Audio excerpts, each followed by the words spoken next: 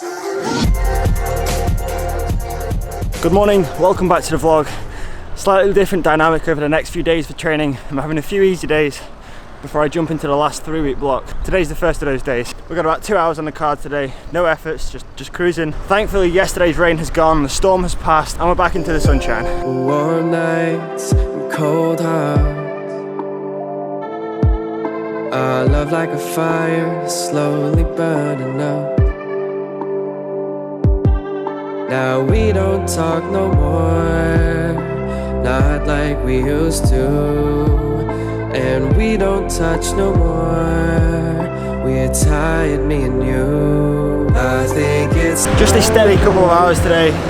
Nothing much to report. It's the first day of my rest period. Riding with some new guys that are staying in our villa. They're not teammates, just people that are staying here. So one bike shop in town is closed, the other one is ridiculously overpriced. So I decided that I would come down to just to a car garage and then get some degreaser to clean my chain. Unfortunately, this garage doesn't have any degreaser and I don't have time to go anywhere else. But I picked up some more shampoo just because it was so cheap. I need to clean my bike again, it's filthy. Look at the state of that chain.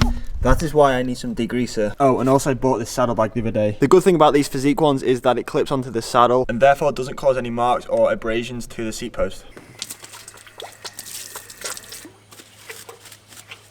Alright, my bike is clean, or clean-ish, given the circumstances. I still need some degreaser, but it'll do for now. Think of all those watts I'm losing with having such an oily chain, but I'm heading down on my bike, obviously, down to the Tango Cafe, where I'm going to meet Jake for the end of his ride, and just enjoy this sunshine.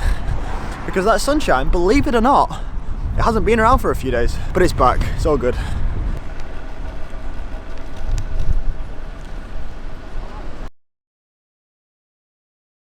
Other than doing that short ride this morning, today has been relatively uneventful and therefore I didn't get much footage today. I thought now would be a good opportunity to quickly sort of explain something that's been cropping up in the comments now, every now and again, since I started this trip actually, and that is like, how are you paying to be away, to live in Spain for like 2 months? Is the team paying for it? Do you have to pay for it? Like, what's the deal here? So I've probably misinformed you a little bit here by calling it a team camp. It's not necessarily a team training camp. We have just hired a villa, and throughout the 2 months various different teammates are coming and going. A lot of the guys in the team are in university, they've got exams, so they can't be here for much more than a week or two. Currently there is 2 of my teammates out here, so there are 3 of us in total, and then next week a couple more come. But how am I personally paying or affording this trip? So I had to put some money towards the villa, which I did so just with money I earned from back at home working part-time. But whilst I'm here living in Spain, I'm basically living off the money that I'm earning doing what I'm doing with this YouTube thing. For those of you that don't know, you can actually earn money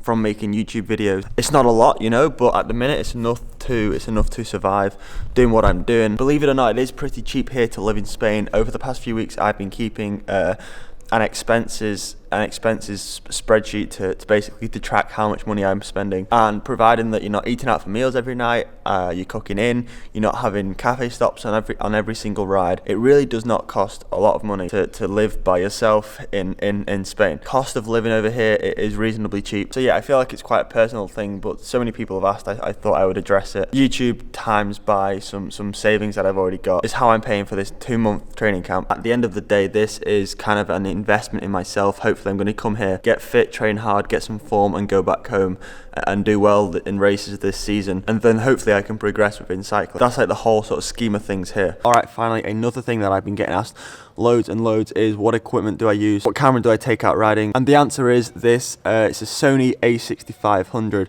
I did have a 10 to 18mm lens on, but I've recently just bought a 16 to 70mm lens, and I've also got a Rode microphone on top of there. It is quite a big unit, it is quite a bulky unit, and sometimes it gets a little bit distractive when I'm taking it out training, but I feel like the quality that you receive from this camera outweighs and out benefits any negatives. However, when I am doing a hard session, when I am doing an interval session and I can't have this camera on my back, I take a smaller camera. Inside I've got a Canon G7X. The only downside of that is it's really not got the depth of field that this camera has, and it does not film in 4K. I hope that clears a few things up. If you've got any other questions about anything, leave them down below, and on days when I'm struggling for content I might answer those questions. But guys, that's going to be the end of today's video. Thanks for watching, I hope you enjoyed it. If you did, please drop a thumbs up, and as always, see you tomorrow at 5 PM. The things we kept hidden, and now the truth is starting to show.